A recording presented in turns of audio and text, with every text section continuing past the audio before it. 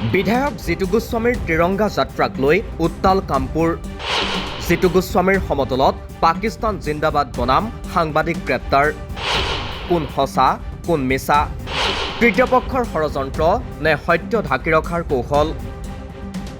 বৰহমপুৰৰ বিধায়ক জিতু গোস্বামীৰ নেতৃত্বত ওলোৱা ত্ৰিৰংগা যাত্ৰা আৰু তাৰ পাছতেই এগৰাকী সাংবাদিকক গ্ৰেপ্তাৰ কৰা ঘটনাক লৈ এতিয়া উত্তাল হৈ পৰিছে বৰহমপুৰ সমষ্টিৰ অন্তৰ্গত কামপুৰ অঞ্চল। অপাৰেশ্যন সিন্দুৰৰ সফলতাৰ পাছত বিজেপিয়ে সমগ্ৰ দেশত উলিয়াইছে ত্ৰিৰংগা যাত্ৰা।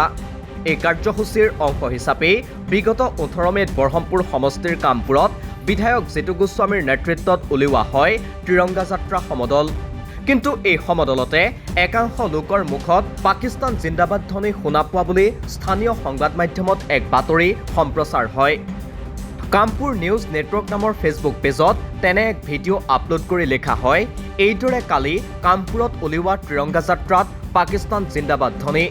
কলিয়াবৰৰ জিলা বিজেপিৰ উদ্যোগত আৰু কামপুৰ প্ৰাক্তন সৈনিকৰ সহযোগত উলিওৱা হৈছিল ত্ৰিৰংগা যাত্ৰা।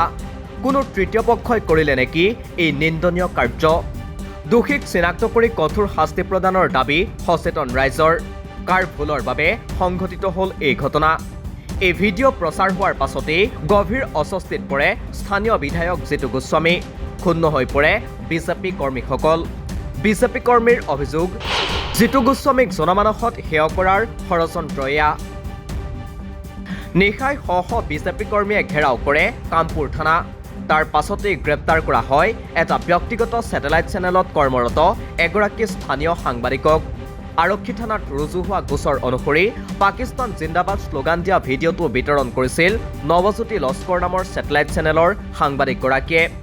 এই ভিডিঅ' শ্বেয়াৰ কৰাৰ অভিযোগত আৰক্ষীয়ে গ্ৰেপ্তাৰ কৰে ছেটেলাইট চেনেলৰ সাংবাদিক নৱজ্যোতি লস্কৰক। ইপিনে সাংবাদিক গ্ৰেপ্তাৰক লৈ কামপুৰত সৃষ্টি হৈছে বিৰূপ প্ৰতিক্ৰিয়াৰ।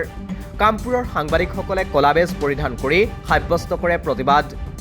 প্ৰশ্ন হৈছে, জিতু গোস্বামীৰ ত্ৰিৰংগা যাত্ৰাত দিয়া হৈছিল নেকি পাকিস্তান জিন্দাবাদ শ্লোগান?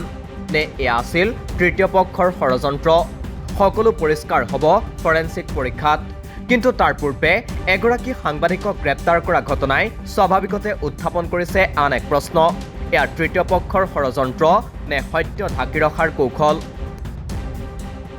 নিউজ ডেস্ক ৰিপোৰ্ট, দি ক্ৰছ কাৰেণ্ট।